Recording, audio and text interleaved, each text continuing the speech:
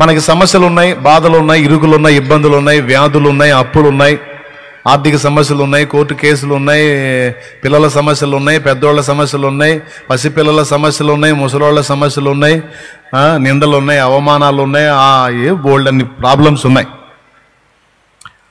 ఇవన్నీ ఎన్నున్నా వీటన్నిటికీ పైన యేసయ్య ఉన్నాడు.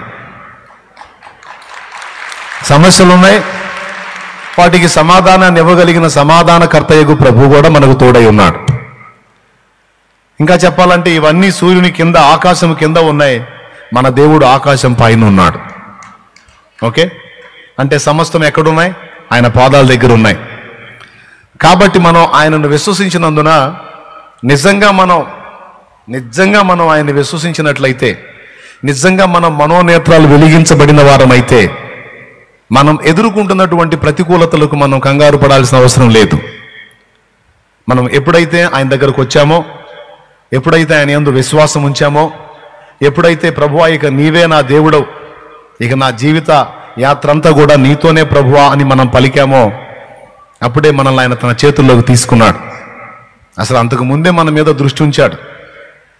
ఎప్పుడైతే మన జీవితాన్ని మనం ఆయన చేతికి అప్పగించామో, రూతు జీవితాన్ని చేతబట్టినట్టు మన జీవితాన్ని దేవుడు చేతబట్టాడు.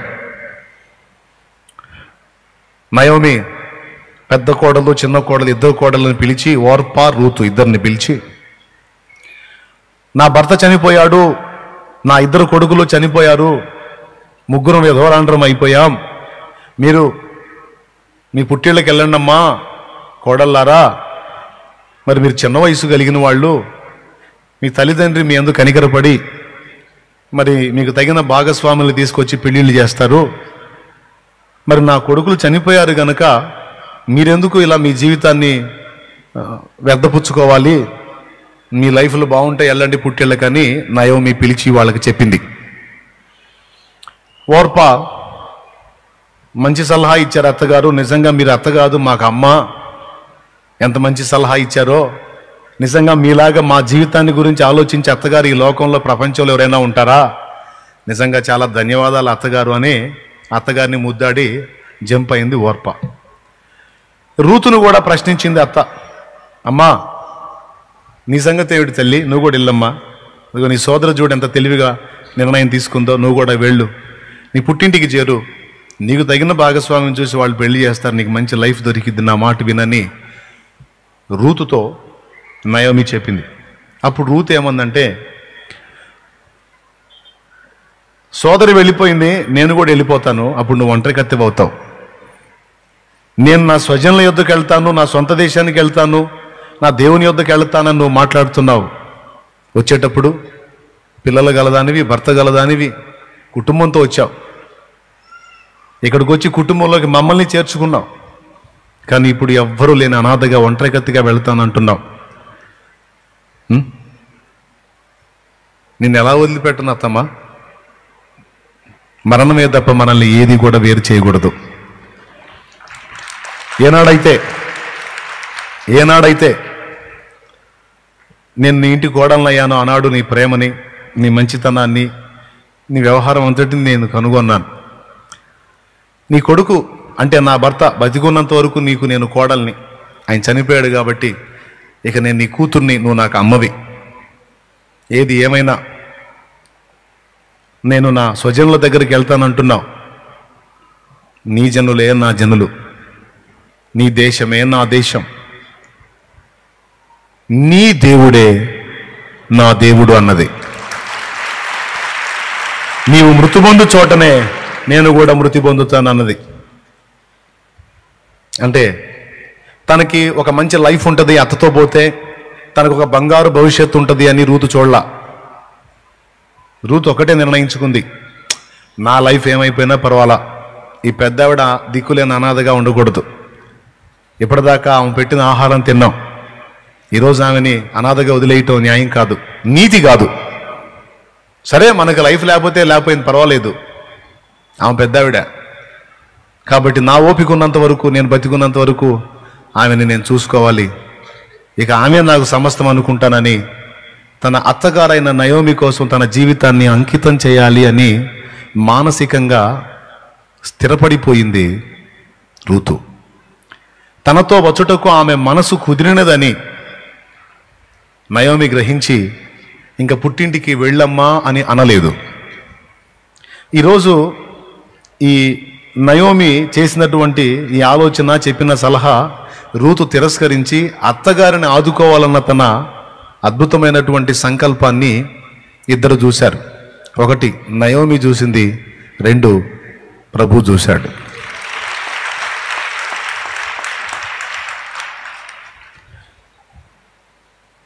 ఎప్పుడైతే రూతు తన లైఫ్ని ఫనంగా పెట్టి అత్తగారికి లైఫ్ ఇవ్వాలనుకుందో, దేవుడు రూతుకు మంచి లైఫ్ని డిజైన్ చేశాడు. ఆమె పలికినటువంటి మాటల్లో ఒక అద్భుతమైన మాట ఏంటంటే, నీ దేవుడే నా దేవుడు. నేను ఇంకో దాని వైపు చూడను. నీవెవరిని సేవిస్తున్నావో నాకు తెలుసు. జీవము గల దేవుడైన యెహోవా, ఆయనే నా దేవుడు కూడా. కాబట్టి మరణమే తప్ప మనల్ని ఇంకేది కూడా వేరుపరచుకుండును గాక అత్తమ్మా అంది. నిజంగా కోడళ్ళు రూతులాగుంటే ఎంత బాగుండు అని నేను అనను. ఎందుకంటే వెంటనే అత్తలు కూడా నయోమిలాగుంటే మేము రూతులానే ఉంటామని మీరు అంటారు, నాకు తెలుసు. కాబట్టి నేను అనను, మీరే అనుకోండి. స్తోత్రం. కోడళ్ళంతా రూతులాగుంటే ఎంత బాగుండని నేను అన్నాను అనుకో, వెంటనే వాళ్ళ డైలాగ్ అదే నెక్స్ట్. అత్తలందరూ నయోమిలాగుండి కోడళ్ళను కూడా కూతుళ్ళలా ప్రేమిస్తే కోడళ్ళు కూడా కూతుళ్ళే అవుతారు. కానీ అత్తలు అలా ఉండరే. మరి ఇది ఇంతే అది అంతే అంటారు. కాబట్టి ఇంకా నేను అదనంగా దాని గురించి మాట్లాడదలుచుకోవాలా. అయితే ఒకటి మాత్రం నిజం, ఒకవేళ నయోమీలు కాస్త కర్కశంగా ఉన్నా కోడళ్ళు రూతులై ప్రేమ చేత జయించవచ్చు. ఆ కోణంలో కొంచెం ఆలోచించండి, ఓకేనా? ఇకపోతే అత్తగారులు కూడా సలహా ఏంటంటే, మీ గవర్నమెంట్ దిగే గవర్నమెంట్, కోడళ్ళ గవర్నమెంట్ లైన్లోకి వచ్చే గవర్నమెంట్ కాబట్టి ఇప్పుడు నువ్వు ఫోర్స్లో ఉన్నావని ఓవర్ యాక్షన్ చేసావనుకో, రేపు కోడళ్ళ లైన్లోకి వచ్చిన తర్వాత నీకు కోటింగ్ ఉండే అవకాశం ఉంది. బయటకు ఉండకపోయినా ఇంట్లోనైనా నీకు కోటింగ్ పడిద్ది. ఎందుకంటే నీ సరుకు అంటే శక్తి డౌన్ అయిపోయింది. కాబట్టి తప్పకుండా నువ్వు ఇతరుల మీద డిపెండ్ అవ్వాల్సిన పరిస్థితి ఒక రోజు వస్తుంది నీకు. ఆ రోజున నీవు కోడల చేత బన్నులు తినే ఆలోచన చేసుకోగాని తన్నులు తినే ఆలోచన చేసుకోవద్దు అని అత్తలకు సలహా. అంటే జీవితాలు చాలా చూసాం కాబట్టి అనుభవం కాస్త కూస్త కొంతమందిని చూసినందున కొంచెం గ్రహింపు వచ్చింది కాబట్టి సలహా ఇస్తున్నా, ఓకే? ఇకపోతే తన్నినా పడిద్ది, తిట్టినా పడిద్ది, నేను తప్పితే ఆమెకు దిక్కు లేదని కోడలు నువ్వు సాగించుకున్నావు అనుకో, తాతకు పెట్టిన ప్లేటు తరతరాలు తప్పదని లోకంలో సామెత ఉంది. ఈరోజు నువ్వు ఫోర్స్లోకి వచ్చావు కాబట్టి బలహీనాలైన అత్తను నువ్వు ఏడిపించావు అనుకో, ఆడుకున్నావు అనుకో, రేపు నీకు ఒక లైన్లోకి వచ్చి నీకు చేసే న్యాయం నీకు చేసిద్ది. నువ్వు కొలిచిన కొలత చొప్పున నీ కొలవబడిద్ది కనుక తస్మాత్ అందరికీ జాగ్రత్త చెప్తున్నా. ఈ పాయింట్ పక్కన పెడదాం, ఓకే? ఎవరి హద్దుల్లో వాళ్ళు ఉండండి, ఎవరి ఫ్యూచర్ని వాళ్ళు దృష్టిలో పెట్టుకొని ప్రవర్తించండి. అన్నీ బాగున్నాయని ఓవర్ యాక్షన్ చేయొద్దు. అన్నీ బాగున్నాయని నువ్వు అనుకుంటావు, కానీ అందరి ఊపిరి, అందరి అవయవాలు ఆయన చేతుల్లో ఉన్నాయి.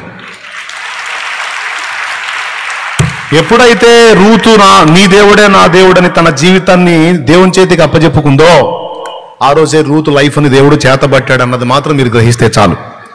అలాగే ఈనాడు ఒకప్పుడు లోకంలో శాపంలో, పాపంలో, అజ్ఞానంలో, అంధకారంలో బ్రతికిన నువ్వు ఈరోజు వాటన్నిటిని వదిలిపెట్టి నాకు యేసు ప్రభు కావాలి అని నువ్వు యేసయ్య దగ్గరికి వచ్చావు చూడు, నీ జీవితం ఆయన చేతిలో తీసుకున్నాడు.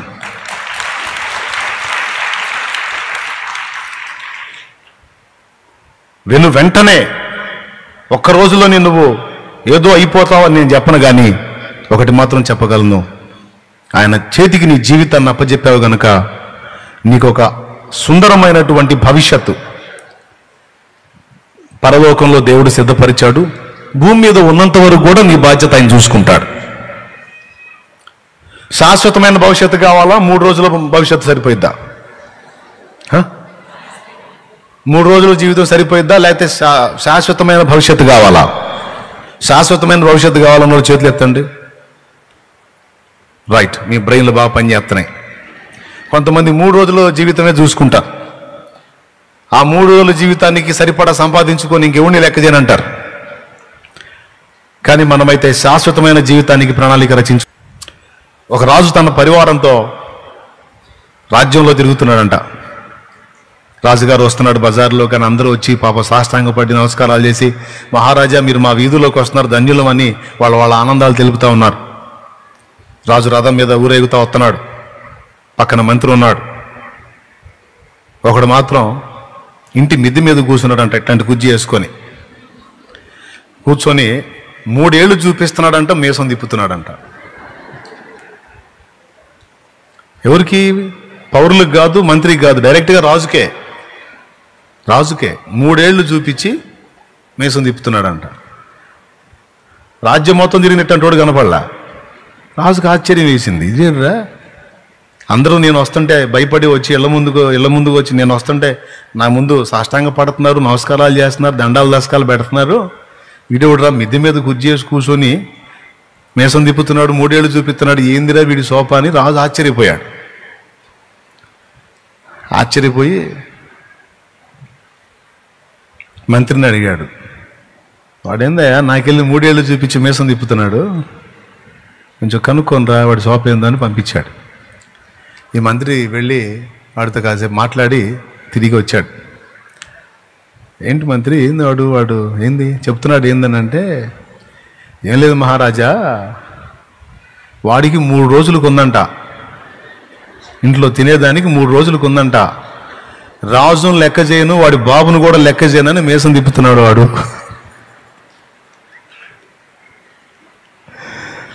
చూసారా? అంటే 3 రోజుల్లో భోగం చూసుకున్నాడు, మీసం తిప్పుతున్నాడు, అయిపోతే. అట్లాగే కొంతమంది మనుషులు ఇక్కడున్న 3 నాళ్ల ముచ్చటం చూసుకొని ఇంత మాత్రం చాలనుకొని భ్రమలో బ్రతకడానికి ఇష్టపడుతున్నారు. 3 రోజుల గురించి ఆలోచించేవాడు అజ్ఞాని, నిత్యత్వం అంతటి గురించి ఆలోచించి అడుగులు వేసి జాగ్రత్తలు పడినవాడు జ్ఞాని. Praise the Lord. కాబట్టి నువ్వు ఎప్పుడైతే యేసు ప్రభు రక్తం నీడకి వచ్చావో, ఆయన రక్తంలో నీ పాప జీవితం కడిగేసుకొని, ప్రభువా ఇదిగో నేను బాప్తిస్మం పొందాను, మారు మనసు పొందాను, ఇక పాత జీవితం వదిలేస్తున్నాను, ఇక నీ బిడ్డగా నా లైఫ్ నీకు అంకితం అని ఏనాడైతే పలికావో, ఏనాడైతే అలా పలకాలని తీర్మానం చేసుకొని నిర్ణయం చేసుకొని ముందుకు వచ్చావో, ఆ రోజున నీ లైఫ్ ఆయన చేతుల్లో తీసుకున్నాడు. నంబర్ 1, నీకు శాశ్వతమైనటువంటి నిత్య జీవాన్ని ప్రకటించాడు. శాశ్వతమైన ప్రయోజనానికి నిన్ను డిసైడ్ చేశాడు. దేవుడు లోకమును ఎంతో ప్రేమించను, ఎంతో ప్రేమించను యోహాను 3:16. కాగా తన అద్వితీయ కుమారునిగా పుట్టిన వాని యందు విశ్వాసం ఉంచిన వాడు నశింపక నిత్య జీవం పొందినట్లు ఆయనను అనుగ్రహించను. ఆయన చేతికి మన జీవితాన్ని అప్పగించి ఆయన మార్గంలో నడవడానికి ఇష్టపడిన మనకి శాశ్వతమైన నిత్య జీవాన్ని ప్రకటించేశాడు. దేవుడు లోకమును ఎంతో ప్రేమించను, కాగా ఆయన అద్వితీయ కుమారునిగా పుట్టిన వాని యందు విశ్వాసం ఉంచువాడు నశింపక నిత్య జీవం పొందినట్లు ఆయనను అనుగ్రహించను. దేవుని కుమారుని విశ్వసించువాడు తీర్పులోనికి రాక మరణములో నుండి జీవములోనికి దాటి ఉన్నాడు, వానికి ఇక తీర్పు తీర్చబడదు అన్నాడు. ఎంత మంచి ఆఫరు, ఉచితంగా ఇచ్చాడు. ఇంత మంచి ఆఫర్ని కూడా కొంతమంది లెక్క చేయరు. మారు మనసు పొందయ్యా, బాప్తిసం పొందయ్యా, ప్రభువుని విశ్వసించయ్యా, ఇక ప్రభువుని సేవించయ్యా, ప్రభువుని వెంబడించయ్యా, లెక్క చేయరు కొంతమంది. లెక్క చేయకపోతే నన్నేం చేయమంటారు? చెప్పిన మాట వింటే బాగుపడతారు, బయటపడతారు, లేకపోతే రేపు ఉంటుంది, అడిగిపోతారు. అందుకే అందరికీ ప్రేమతో హెచ్చరిక చేస్తున్నా, మారు మనసు పొందకపోతే పొందండి, పొంది ఉంటే రక్షణ పొందండి, రక్షణ కూడా పొంది ఉంటే ఇక భయపడకండి, దిగులు పడకండి, కలత చెందకండి. ఎందుకంటే నిన్ను పిలిచిన వాడు నమ్మదగినవాడు, నీ జీవితాన్ని తన చేత పట్టుకున్న వాడు నమ్మదగినవాడు. తప్పకుండా నీ జీవితాన్ని ఆశీర్వాదకరంగా మారుస్తాడు. నీకు అనుమతించేటువంటి ప్రతి పరిస్థితి నీ మేలుకే మారిద్ది, నీ ఆశీర్వాదానికే మారిద్ది. నీకు నష్టంగా సంభవించినవి సైతం భవిష్యత్తులో నువ్వు చూసుకున్నప్పుడు అవి నీకు లాభంగా మారిపోతాయి. ఈ రోజు నువ్వు ఎదుర్కొంటున్న చేదైన అనుభవాలన్నీ భవిష్యత్తులో నీకు మధురమైన అనుభవాలుగా, మధురమైన జ్ఞాపకాలుగా గుర్తుండిపోతాయి. ఓదార్పు కోసం వట్టి మాటలు చెప్పట్లా, దేవుని వాక్యం ఇచ్చిన సాక్ష్యం మాట్లాడుతున్నా. కాబట్టి ఫస్ట్ మనం చూడాల్సినది బ్యాలెన్స్ చూసుకుంటే చాలు. ప్రభు చెప్పినట్లు మనం విన్నామా? ప్రభు మార్గంలోకి వచ్చామా? ప్రభు చేతికి జీవితాన్ని అప్పగించామా లేదా? అంతవరకు చూసుకోండి. ఆ తర్వాత కథ అంతా ఆయన చూసుకుంటాడు. ఓకే, ఇక దేని గురించి కూడా దిగులు పడొద్దు, ఆలోచించొద్దు, కృంగిపోవద్దు, కలత చెందొద్దు. నువ్వు నిజంగా దేవుని మీద విశ్వాసం ఉంచిన వాడవైతే నువ్వు ప్రశాంతంగా ఉండు, రిలాక్స్గా ఉండు. నువ్వు కంగారు పడి, భయపడి, దిగులు పడి, కృంగిపోయి, ఏడ్చి, మొత్తుకొని, ఏది దేవుని ఎరుగుండి కూడా, దేవుని గురించిన సత్యం తెలుసుకొనుండి కూడా, ఆయన మహాజ్ఞానం తెలుసు, సర్వశక్తి గలవాడని తెలుసు, ఆయనకు అసాధ్యమైనది ఏది లేదని తెలుసు, జరిగినవన్నీ కూడా ఆయనకు తెలియకుండా జరగట్లేదని తెలుసు. ఇన్ని తెలిసి కూడా నువ్వు మళ్ళా దేవుణ్ణి సందేహించి, కృంగిపోయి, కుమిలిపోయి, కలత చెంది, దిగులుతో, విచారంతో, వేదనతో ఒకవేళ నువ్వు బ్రతుకుతుంటే నీకు తెలుసా, నువ్వు దేవుణ్ణి అవమానపరుస్తున్నావు, నువ్వు దేవుణ్ణి తృణీకరిస్తున్నావు, అవమానపరుస్తున్నావు. నువ్వు ఆయన నమ్మావు, ఆయన కార్యం త్వరపెడతాడు, ప్రతిదీ చక్కబెడతాడు, ఇహమందును పరమందును కూడా. ఇంకా చెప్పాలంటే, ఇంకా పచ్చిగా చెప్పాలంటే, ఆయన బిడ్డవైన నువ్వు, ఆయన కుమార్తెవైన నీవు, ఆయన కుమారుడైన నీవు, ఆయన రక్తంలో కడగబడిన నీవు ఏమేం పొందాల్సి ఉందో, ఏమేమి నీకు చెందాల్సి ఉందో, ఎప్పుడెప్పుడు ఏ ఘట్టం నీకు అందుబాటులోకి రావాల్సి ఉందో అవన్నీ ముందే రెడీ చేయబడ్డాయి. అర్థమైందా? నువ్వేమో గందరగోళం అవుతావు, అన్నీ ముందే రెడీగా ఉన్నాయి. ఆ సమయం వచ్చినప్పుడు నీకు అందుబాటులోకి వస్తాయి. నిన్న క్రికెట్ అయిందనుకో, నిన్న లైవ్ జరిగింది క్రికెట్, మనం చూడలా, మన ఇంట్లో కుటుంబ సభ్యుడు ఎవరో చూశారు. నిన్నటి ఆట చూడాలని ఇలా అనిపించింది మనకి. ఆ అయిపోయిన క్రికెట్ ఆట పెట్టుకున్నాం. హలో, వింటున్నారా? ఆట స్టార్ట్ అయింది. టాస్ ఎవరు గెలుస్తారు అన్న కాడ నుంచి మనకు ఉత్కంఠ స్టార్ట్ మనకి. కానీ మన పక్కన ఉన్నాడే మన కుటుంబ సభ్యుడు, నిన్నటి రోజున ఆట చూసినోడు, అతను ఏమన్నా టెన్షన్ ఫీల్ అవుతాడా? కంగారు పడతాడా? ఎందుకు? వాళ్ళకి తెలుసు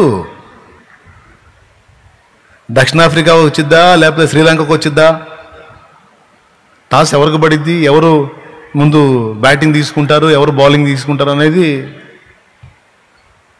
దక్షిణాఫ్రికా శ్రీలంక ఆట జరిగిందని నీకెట్ట తెలుసు అంటే న్యూస్లో విన్నాలే. స్తోత్రం, గట్టిగా చెప్పండి. అర్థమైందా? ఇక ఆట స్టార్ట్ అయింది. మనమేమో ప్రతి బాల్కి మనకి టెన్షను, కానీ మన పక్కన ఉన్నోడు ప్రశాంతంగా కూర్చొని చూస్తూ ఉంటాడు.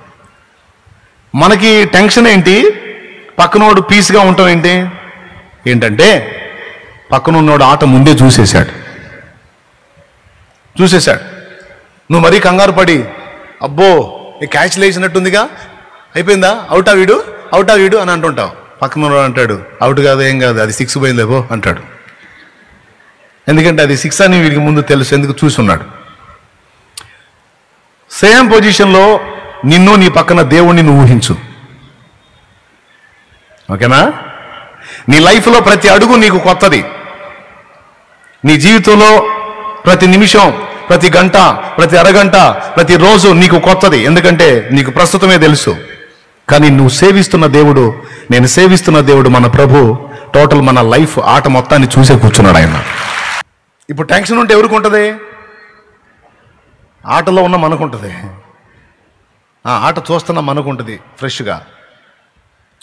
ఆల్రెడీ చూసేసినోడికి ఉంటుందా? అందుకే ఆయన ప్రశాంతంగా ఉండు అంటాడు. ఆయన కూడా ప్రశాంతంగా ఉంటాడు, నిన్ను కూడా ప్రశాంతంగా ఉండు అంటాడు. ఏం ప్రశాంతం తండ్రి, ఏమైపోతానో నాకేం అర్థం కావట్లేదు తండ్రి, ఏమైద్దో ఏమో నాయన, ఎట్లా మారిపోద్దో ఏమో నాయన, మొత్తానికి సుడిగుండంలో చిక్కుకున్నట్టు ఉందయ్యా, వామ్మో ఏందో ప్రవ్వా అన్ను అంటే ఆయన చిద్విలాసంగా నవ్వుతూ ఏం కాదులే, నువ్వు అట్లా వర్రీ కావద్దు, ప్రశాంతంగా ఉండు, అదొక దరికి వచ్చిందిలే అంటాడు ఆయన. కడలేని కడలి తీరము ఎడమాయ కడకునా బ్రతుకునా, కడలేని కడలి తీరము ఎడమాయ కడకునా బ్రతుకునా, గురిలేని తరుణాన వేరువగా నాదరినే నిలిచేవనా ప్రభు, గురిలేని తరుణాన వేరువగా నాదరినే నిలిచేవనా ప్రభు. నేను వెళ్ళే మార్గము నా యేసుకే తెలియును, నేను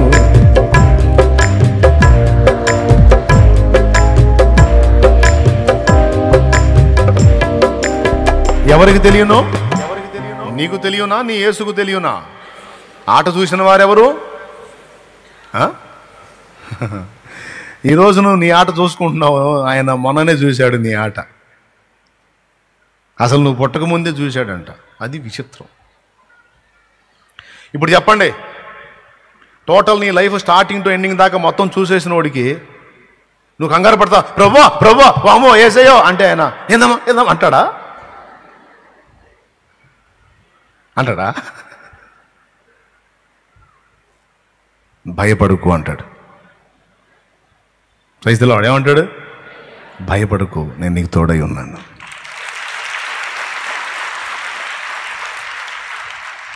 ఆమెన్, ఆమెన్, ఆమెన్. నువ్వు ఒక్కటే చూసుకోవాల్సింది, అప్ప చెప్పావా లేదా లైఫ్ అంతే. ఎంతమంది అప్పు చెప్పారు బాబా? ఎట్లా అప్పు చెప్పారు? రక్షణ పొంది దేవునికి చెందిన వారయ్యారు బాప్తీసం ద్వారా, మారు మనసు పొంది బాప్తీసం దేవుని చెంది. ఇంకా నేను పొందలేదన్న వాళ్ళు చేతులు ఎత్తండి. ఇంకా నేను పొందలేదన్న, నేనే తిట్టంలే, చేతులు ఎత్తండి. మరి మీరు ఇకనన్నా అప్పచెబుతారా? ఇకనన్నా అప్పచెబుతారా? ఖచ్చితంగా బాప్తీసం పొంది నా జీవితాన్ని కూడా ఆయన చేతికి అప్పగిస్తాను. నేను కూడా ఇక ఆయన నీడలో బ్రతుకుతాను. నా గమ్యాన్ని ఆయన ఎరుగును, నేను ఎరగను. నా మార్గం ఎవరికి తెలుసు? నా యేసుకే. ఆయన తెలుసు, ఆయన తెలుసు, ఆయనే నడిపిస్తాడు, ఆయనే నడిపిస్తాడు.